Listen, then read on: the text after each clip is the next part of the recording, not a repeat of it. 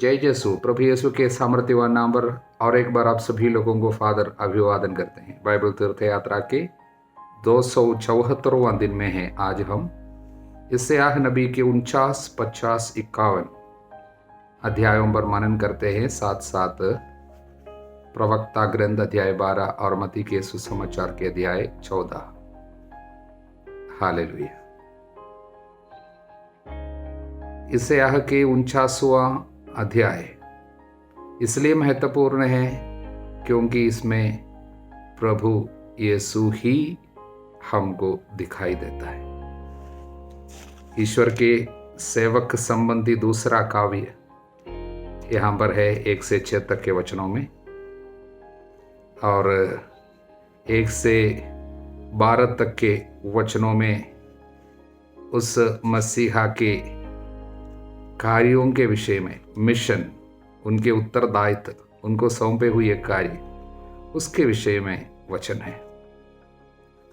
The suffering servant of यावे वास्तव में मसीहा ही है, क्योंकि यहाँ के हर एक भविष्यवाणी मसीहा में ही पूरी होती है। नया विधान हमको बताते। उदाहरण के लिए, मैं माता के गर्भ में ही था जब उसने मेरा नाम लिया। लूकस के अध्याय 1:31 में ये वचन पूरा होता है, जब अब्बा पिता ने गब्रिएल स्वर्गदूत के द्वारा ये बताया गया कि मरिया से जो बच्चा जन्म लेगा उसका नाम ईसा रखेंगे। हालेलुया। प्रियजनों, इसके दूसरे भाग में वो वचन 13 से यहाँ पर सियोन के प्रति प्रभु की सत्य प्रतिज्ञता बताया गया है, क्योंकि प्रभु के लोग निर्वासन में पड़े रहकर ये सोचने लगा प्रभु ने हमको छोड़ दिया है। वचन 14, सियोन ये कह रही थी प्रभु ने मुझे छोड़ दिया है, प्रभु ने मुझे भुला दिया है। किंतु प्रभु इस अध्याय में नबी के द्वारा और 50वां अध्याय में सब उनको बताते हैं, कभी नहीं, प्रभु कभी नहीं त्यागा है। कुछ समय के लिए प्रभु ने इनके शुद्धिकरण के लिए जरूर त्याग दिया था, छोड़ दिया था, किंतु हमेशा के लिए प्रभु कभी नहीं त्यागता।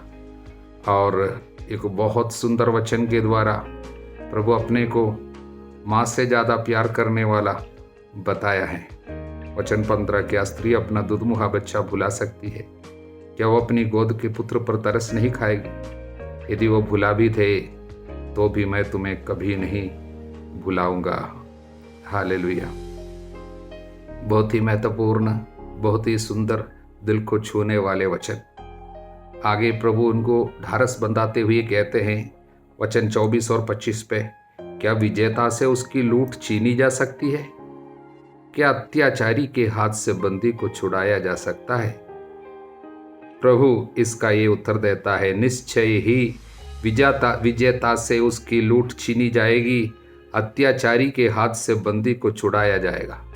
कौन है विजेता? यहाँ पर बाबुल, जिन्होंने लूट के रूप में इज़राइल को अपने अधिकार में करके निर्वासन में रखे हैं, और वो अत्याचारी है। लेकिन प्रभु कहता है, अत्याचारी के हाथ से बंदी को मैं छुड़ाऊंगा, विजेता के हाथ से उसकी लूट को मैं छीन लूंगा। मैं ही तुम्हारे शत्रुओं से लड़ूंगा, मैं ही तुम्हारे पुत्रों को छुड़ाऊंगा। प्रभु उनको वादा करते हैं। इस तरह 50वां अध्याय, नहीं 49वां अध्याय बहुत ही सुंदर अध्याय है। प्रभु ढारस बंधाते हैं अपने लोगों को, और मसीहा के द्वारा जो मुक्ति समस्त मानव जाति को प्रभु दे रहा था, उसके विषय में भविष्यवाणी है। केवल इज़राइल को बाबुल की गुलामी से छुटकारा की बात केवल नहीं, बल्कि इस पे छिपे हुए अर्थ हम सभी लोगों के लिए हैं। आज हमारे जीवन के लिए कितने हजारों साल पहले प्रभु ने ये सारी बातें बताई है। हालेलुया। प्रभु को धन्यवाद। 50वां अध्याय की शुरुआत में हम इस तरह पढ़ते हैं, प्रभु कहता है, कहाँ है वो तलाक पत्र जिससे प्रमाणित हो कि मैंने तुम्हारी माता का परित्याग किया। प्रभु सियोन के बच्चों को ये पूछ रहे हैं, इज़राइलियों से ये पूछ रहे हैं कि तुमने कहा मैंने तुमको छोड़ दिया, तो तलाक पत्र दिखाओ कि मैंने तुम्हारा परित्याग किया। तुम्हारी माँ, इसका मतलब सियोन, यरूशलेम, उसको मैंने छोड़ दिया क्योंकि सियोन के साथ प्रभु की रिश्ता को पति पत्नी के रिश्ता के विषय में बताया। इसलिए तो प्रभु कहता मैंने उनको तलाक नहीं किया, अगर किया है तुम बताते हो तो तलाक पत्र दिखा। हालेलुया।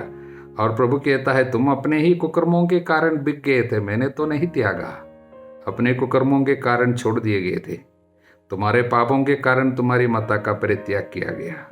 और प्रभु पूछते हैं क्या मेरा हाथ इतना छोटा हो गया कि वो तुम्हारा उद्धार करने में असमर्थ है? क्या मेरे पास इतना सामर्थ्य नहीं कि मैं तुमको छुड़ा सकता?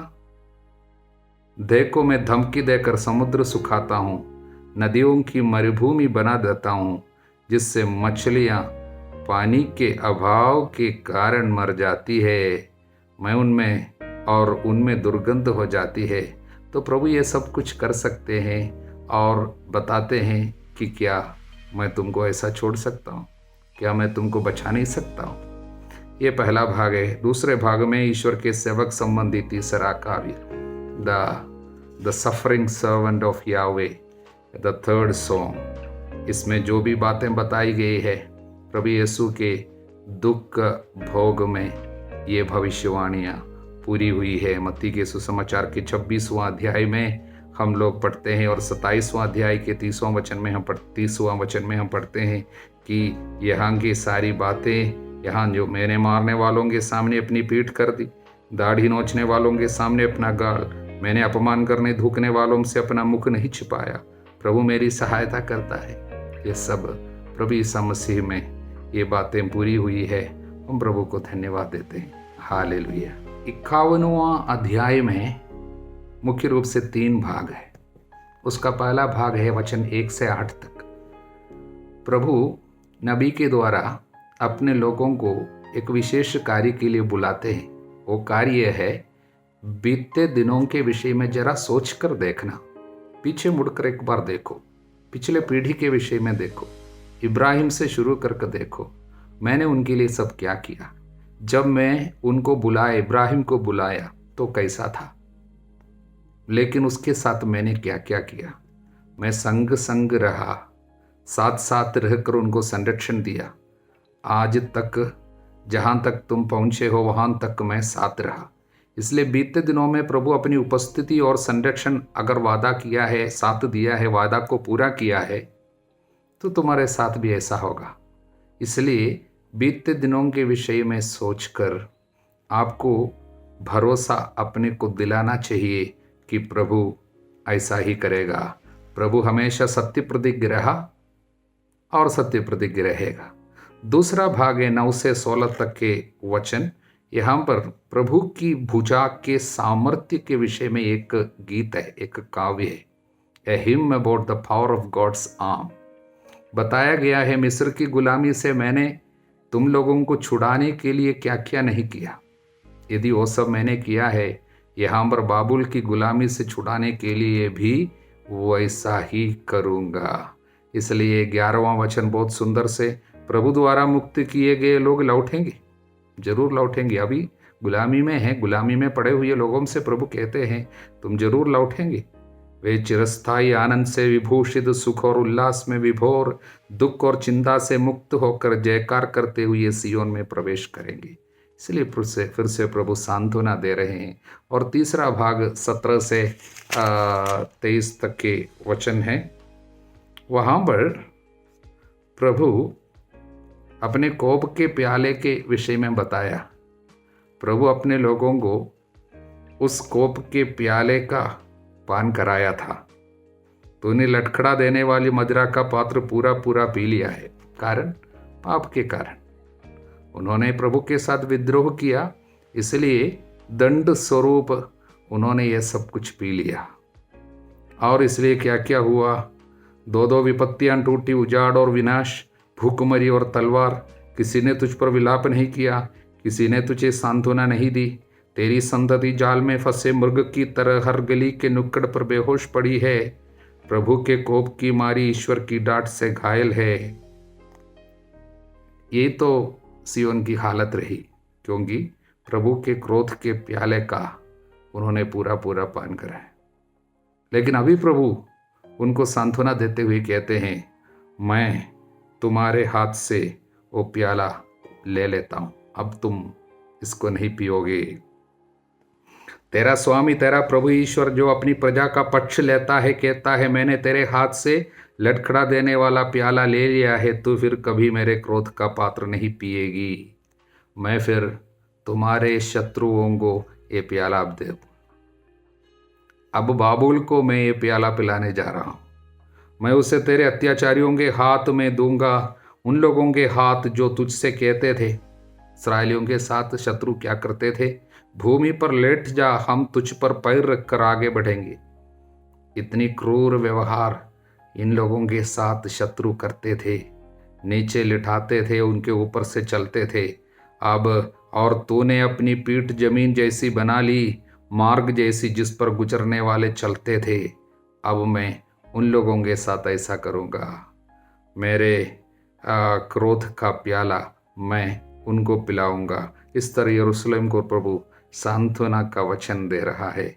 इस तरह हम तीनों अध्याय देख चुके हैं। प्रभु को धन्यवाद, हालेलुया। प्रवक्ता ग्रंथ के 12वां अध्याय को पढ़ने से शायद हमको ये लग सकता है कि क्या ये नए विधान में प्रभु यीशु की नई आज्ञा के खिलाफ शायद क्या ये लिखी गई है क्या? हालेलुया। कारण हम पढ़ते हैं, हाँ, पापी की सहायता कभी नहीं करो। हालेलुया। भले मनुष्य को दे दो, पापी को अपने यहाँ मत ठहराओ। दीन लोगों का उपकार करो, विधर्मी को कुछ नहीं दो। ये सब लिखा गया। तो प्रभु नए विधान में कुछ अलग सी बातें हमें देखने को मिलते हैं। अपने शत्रुओं से प्रेम करो, अत्याचार करने वालों के लिए प्रार्थना करो, और अपना शत्रु भूखा है तो उसको खिलाओ, प्यासा है तो पिलाओ। ये सब बताया है। हालेलुया। तो कैसे हम इन वचनों को समझ सकते हैं? प्रियजनों, ये दोनों आपस में खिलाफ नहीं है, एक दूसरे के खिलाफ नहीं है, बल्कि पवित्र आत्मा भरपूर मात्रा में लोगों को कब दिया गया? वो यीशु के जी उठने के बाद, यानी यीशु के स्वर्गारोहण के बाद पेंतकोस्त के दिन में शिष्य लोगों को पवित्र आत्मा का अभिषेक भरपूर मात्रा में हम सभी लोगों को मिले। उसके पहले, उसके हजारों साल पहले प्रवक्ता ग्रंथकार के द्वारा पवित्र आत्मा लोगों को चेतावनी दे रहा था कि प्रज्ञा और विवेक के बिना आप बुरे लोगों की संगति करेंगे, उनकी मदद के लिए जाएंगे, उनकी बुराई में आप फंस सकते हैं आसानी से। इसलिए सावधान रहना। हालेलुया। कारण यही है, एक पापी की मदद करने के लिए आप जाएंगे, उसके पाप में आसानी से फंस सकते हैं। इसलिए उसके विषय में उसके बाद 8वें वचन से मित्रता के विषय में बहुत कुछ लिखे हैं। प्रवक्ता ग्रंथकार बराबर मित्रता के विषय में, सत्संग के विषय में, सत्संगति के विषय में, अच्छी दोस्ती के विषय में बराबर हमको समझाते हैं और चेतावनी देते रहते हैं कि गलत संगति से दूर रहना, नहीं तो अनेक लोग गलत संगति के कारण आशीषों से वंचित रह गए हैं और बुराई में फंस चुके हैं। इसलिए प्रवक्ता ग्रंथकार बराबर हमको समझाते, सावधानी बनाए रखना, किसको मित्र बना रहे हैं, मित्रों का पहचान, किसके साथ चल रहे हैं, किसकी मदद आप कर रहे हैं, किसके साथ आप खाते पीते हैं और उठते बैठते हैं, आते जाते हैं, सावधान बनाए रखना। और एक सुंदर चेतावनी 13 वचन में हमको मिलते हैं। 13वां वचन, यदि सांप सपेरे को काटे तो उससे कौन सहानुभूति रखेगा? सांप को उठाकर घूमने वाले और उनको सांप काटे तो लोग बोलेगा अच्छा हुआ, ये तो होने वाला ही, क्योंकि सांप को लेकर घूमता था। लोग बोलेगा कोई सहानुभूति नहीं पता। और एक और लोगों के विषय में कहता है, या उन लोगों से जो हिंसक जानवरों के निकट जाते हैं। हिंसक जानवरों के निकट जानबूझकर गया और वो हिंसक जानवर, हिंस्र पशु जो है, इनको पकड़ लिया, खा लिया या मार डाला, तो लोग बोले कि बेवकूफ़ था, मूर्ख था, जानबूझकर वहाँ पर गया। हम कई बार बोले थे मत जाओ मत जाओ, लेकिन गया, अभी फंस गया, अच्छा हुआ, लोग ऐसा बोलेगा। और लोग सहानुभूति रखने वाले नहीं हैं। ये दोनों उदाहरण बोलने के बाद पवित्र आत्मा हमको समझा रहे हैं, यही दशा उसकी है जो पापी की संगति करता है और उसके पापों में फंस जाता है। उन पर भी कोई सहानुभूति नहीं रखा जाएगा, उन पर दया नहीं की जाएगी। पापियों की संगति करता है तो उनके पाप में जरूर फंस सकता है। ये वचन बराबर हमको देखने को मिलेंगे। गुस्सालू लोगों की संगति करेंगे, गुस्सा की आत्मा आपको भी पकड़ लेगा। शराबियों की संगति करेगा तो नशे की आत्मा आपको भी मिलेगा। व्यभिचारियों की संगति करेंगे तो वासना का दुष्ट आत्मा आपके ऊपर आ सकता है। इसलिए सावधान रहना। अपने मित्र को आप सावधानी से केवल चुनना। इसलिए ये अध्याय महत्वपूर्ण कुछ शिक्षा हमको दे रहे हैं। प्रभु को धन्यवाद। मत्ती के सुसमाचार के अध्याय 14 इस तरह शुरू होती है। उस समय राजा हेरोद ने ईसा की चर्चा सुनी और अपने दरबारियों से कहा, यूहन्ना बपतिस्ता है, वो जी उठा है, इसलिए वो महान चमत्कार दिखा रहा है। उस राजा हेरोद को यूहन्ना बपतिस्ता की याद कैसे आई? क्योंकि उसी ने उसको मरवा डाला था और उसका अपराध बोध शायद उसको सताता आया है, और इसलिए यीशु की चर्चा सुनकर अचानक उसकी याद उनकी ओर गई। हालेलुया। ये राजा हेरोद वो राजा नहीं है, वो राजा हेरोद नहीं है जो यीशु के जन्म के समय में जो राजा हेरोद था और उन्होंने बच्चों को सब मरवा डाला था। वो राजा हेरोद का बेटा है ये राजा हेरोद। उसका नाम है राजा हेरोद अंतिपास। हालेलुया। यूहन्ना बपतिस्ता को अपना जीवन इसलिए कुर्बानी करना पड़ा क्योंकि उसने विवाह की पवित्रता के लिए खड़ा रहा। हालेलुया। विवाह की रिश्ता जो है जब मलिन हो गया, राजा स्वयं इस तरह का कार्य किया। ये राजा हेरोद ने अपना भाई फिलिप, उसका नाम है, फिलिप की पत्नी को अपनाया था, हेरोदियस। उसके खिलाफ कटु शब्द उसकी आलोचना करते हुए यूहन्ना बपतिस्ता ने कहा, बोला ये गलत है, पाप है। लेकिन वो पाप के जीवन से बाहर आना जो नहीं चाहती थी ये हेरोदियस, उसने मौका पाते ही उसको मरवा डाला। उसके विषय में हम यहाँ पर पढ़ते हैं। देखिए हेरोदियस और हेरोद का वो पाप का जीवन कैसे उनकी बेटी को भी उतने छोटे उम्र में एक धर्मी की मृत्यु का कारण बनाया। उसको मार डालने के लिए छोटी बेटी के मुंह से ही शब्द निकला कि मुझे उसका सिर चाहिए। देखिए पाप किस तरह परिवार को बर्बाद करता है, और उनके जीवन में इतनी बड़ी विपत्ति बाद में आई पाप के इस जीवन के कारण। बाद में इस हेरोदियस को अपनाने के लिए हेरोद ने अपनी पत्नी का परित्याग किया था। वो पत्नी जो है इसकी वास्तव में ओरिजिनल जो पत्नी है हेरोद राजा का, वो पत्नी पेत्रा नामक जगह के राजा की बेटी थी। तब वो पेत्रा के राजा बहुत ही क्रोध में आया जब अपनी बेटी के साथ इस तरह का कार्य जब किया गया। इसलिए पेत्रा के राजा बाद में ये हेरोद के ऊपर आक्रमण किया। यह सब इतिहास में लिखी हुई बात है। आक्रमण किया और उनको पराजित किया। बाद में उससे इस हेरोद के खिलाफ उसका भाई अग्रिपा, उसका भाई उन पर आरोप लगाया कि इन्होंने रोमियों के खिलाफ विद्रोह किया है, इसलिए रोम के सीसर ने इनको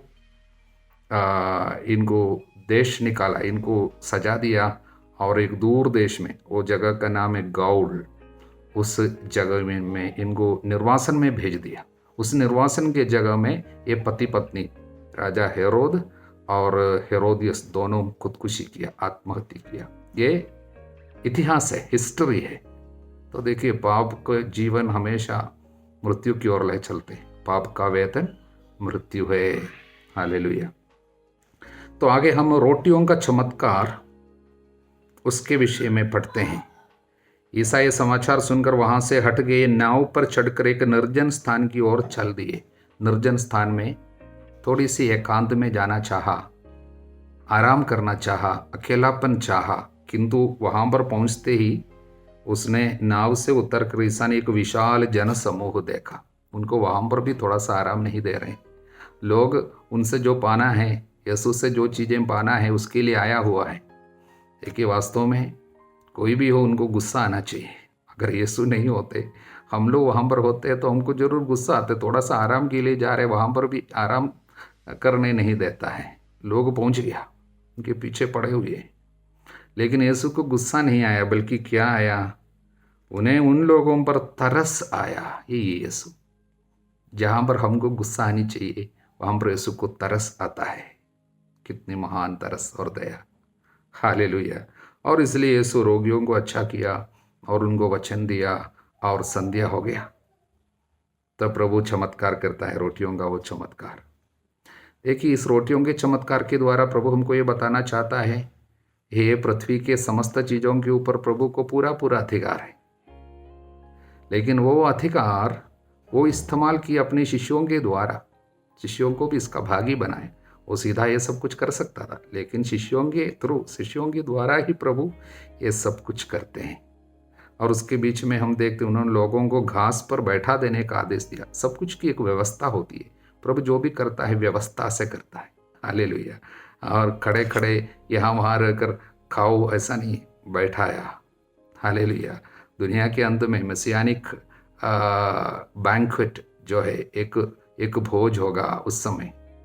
उस भोज में हम सब मसीहा के साथ भोजन करेंगे बैठकर। उस भोज का एक क्या है, उसकी सूचना यहाँ पर हमको मिलते हैं, अंतिम समय के स्वर्गीय भोज के विषय में। हालेलुया। और इस चमत्कार से जुड़ी हुई क्या संदेश हमको मिलते हैं? प्रभु रोटी उठाकर धन्यवाद दिया। जो भी हमारे पास है उसके लिए हमें धन्यवाद देना चाहिए और प्रभु की महिमा के लिए इस्तेमाल करनी चाहिए। एक संदेश। दूसरा संदेश जो है कि प्रभु जब लोगों को सब खिलाया, उसके बाद 12 ठोकरे पूरा टुकड़े मिल गया, भर गया। इसका मतलब यीशु जो है असीमित संसाधन का स्रोत है। 5000 पुरुष थे, इसका मतलब 15000 से ज़्यादा पूरा लोग होंगे, स्त्रियां बच्चे सब मिला के। इतने लोग पूरा खाया, तो असीमित संसाधन है प्रभु के पास। हालेलुया। नहीं तो प्रभु जानता था इतना ही लोग हैं, केवल उतना ही बना सकता था। अब ज़्यादा 12 टोकरे और बाकी रह गया। इसका मतलब प्रभु ये बताना चाहता है कि वो असीमित संसाधन का स्रोत है, असीम दया का स्रोत है। हालेलुया। इसलिए हम लोगों को अपने जीवन की कमी घटियों में निराश नहीं होनी चाहिए। प्रभु पर भरोसा रखना, उस पर भरोसा, ट्रस्ट। हालेलुया। और तीसरा संदेश क्या है कि हमें प्रभु जो भी हमको देते हैं उसको बेकार में फेंकना नहीं चाहिए, वेस्ट होने नहीं देना। एक टुकड़ा भी भोजन को फेंकना नहीं, भोजन बेकार में जाने नहीं देना, क्योंकि उस पर प्रभु की आशीष है। हालेलुया। इस बात को हम लोग मन में रखते हैं। और उसके तुरंत बाद ईसा समुद्र पर चलते हैं। इसके तुरंत बाद ईसा ने अपने शिष्यों को इसके लिए बाध्य किया कि वे नाव पर चढ़कर उनसे पहले उस पार चले जाए। अकेले उस पार जाने के लिए प्रभु ने बाध्य किया, कंपल्ड। शिष्य लोग अकेले जाने के लिए शायद तैयार नहीं थे, रात हो रहे थे और शायद मौसम भी खराब थे, और उन लोगों को प्रभु बाध्य किया। रात में होने वाली तकलीफ के बारे में प्रभु जानता था, लेकिन इनको बराबर प्रभु अकेले भेज दिया। प्रभु इनको एक एक्सपीरियंस दिलाना चाहा, उनको ट्रेनिंग है विश्वास में। प्रभु उनको उनकी विश्वास की परख प्रभु करना चाहा, इसलिए अकेले भेज दिया। और प्रभु स्वयं विदा लेकर लोगों को विदा करने के बाद एकांत में प्रार्थना करने पहाड़ी पर चढ़े। वो रात में संध्या समय प्रभु प्रार्थना कर रहे थे, वो भी पहाड़ के ऊपर अकेले प्रार्थना कर रहे थे। और यहाँ पर शिष्य लोग क्या किया, वे नाव उस समय तट से दूर जा चुकी थी, लहरों से डगमगा रही थी, वायु प्रतिकूल थी, परेशान थे। प्रभु देखता था, प्रभु को मालूम था, फिर भी प्रभु खप गया। प्रभु रात के चौथे पहर, रात का चौथा पहर मतलब सुबह 3 बजे से 6 बजे के बीच का समय है। हालेलुया। तो प्रभु सुबह तक इंतजार किया, सुबह 3 बजे तक गया। पूरी रात शिष्य लोग वायु प्रतिकूल होने के कारण परेशान थे, लेकिन प्रभु तब नहीं गया। प्रभु का एक समय होता है। हालेलुया। इसलिए सुबह 3 बजे का समय की भी एक विशेषता है, प्रभु का आगमन का एक विशेष समय है। इसलिए हमारे हिंदू भाई बहन इसको ब्रह्म मुहूर्त कहता है, यानी प्रभु को, ईश्वर को पाने का सबसे उत्तम समय उन लोग बताते हैं। वास्तव में ऐसा ही है, बड़े सुबह का समय। यीशु बराबर उस समय जागता था, प्रार्थना करता था। इसलिए यीशु उस समय कैसे गया, पानी के ऊपर चलते हुए गया। इसका कारण क्या है, जिस पानी में जो लहरें हैं, जिससे शिष्यों को परेशानी होती थी, उन परेशानी को अपने पैरों तले रौंदते हुए गया है, बताने के लिए गया कि तुम्हारी परेशानी के ऊपर मुझे अधिकार है। और प्रभु को देखकर इन लोग घबरा गए और बोला ये कोई प्रेत है। जब विश्वास में कमी आ जाती है, सारे जगह में प्रेत दिखाई देता है, भूत दिखाई देता है। हालेलुया। जब आप विश्वास में डगमगाते हैं, आपको सारे जगह में ये दिखाई देगा, किसी ने कुछ किया है, प्रेत है, भूत है। कई लोग बोलता है किसी ने कुछ किया, इसलिए विश्वास में कमी आने से ये सब कुछ प्रेत और भूत दिखाई देगा। प्रभु ने कहा ढारस रखो, मैं ही हूँ, डरो मत। हालेलुया। उसके तुरंत बाद क्या हो गया, तो प्रभु यदि आप ही, पतरुस बोलते हैं मुझे पानी पर अपने पास आने की आज्ञा दीजिए। ईसा ने कहा जाओ। देखिए पेतरुस पानी पर चल रहा है, कितने बड़े चमत्कार। पेतरुस एक निरे मनुष्य बड़े समुद्र के ऊपर चल रहा, पानी के ऊपर चल रहा है। हालेलुया। इतना बड़ा कार्य पेतरुस कर सका प्रभु के साथ। किंतु पानी पर चलते हुए ईसा की ओर जो बढ़ रहा था, वो वायु देखकर डर गया और डूबने लगा। हालेलुया। देखिए मनुष्य की हालत ऐसी है, बड़े बड़े कार्य हम कर डालते हैं, लेकिन छोटी बातों में हम लोग गिर जाते हैं, डूब जाते हैं। हालेलुया। बड़ा कार्य हासिल करता है, लेकिन कुछ छोटी छोटी कार्यों में अविश्वास के कारण डूब जाते हैं और पतन हो जाता है। लेकिन डूबते समय प्रभु का नाम लिया, वो बचाने के लिए, प्रभु मुझे बचाइए। प्रभु तुरंत हाथ बढ़ाकर उन्हें थाम लिया और बोला अल्प विश्वासी, तुम्हें संदेह क्यों हुआ। अल्प विश्वास के कारण ही डूबते हैं। हम भी अक्सर जीवन में निराश हो जाते हैं, डूबते हैं, कारण अल्प विश्वास की कमी। अंधविश्वास, अल्पविश्वास और विश्वास की कमी, ये सब कुछ हमें डुबा देते हैं। हालेलुया। प्रभु आप सभी लोगों को आशीर्वाद प्रदान करे, अब सदा सर्वदा अनंत काल तक। आमीन।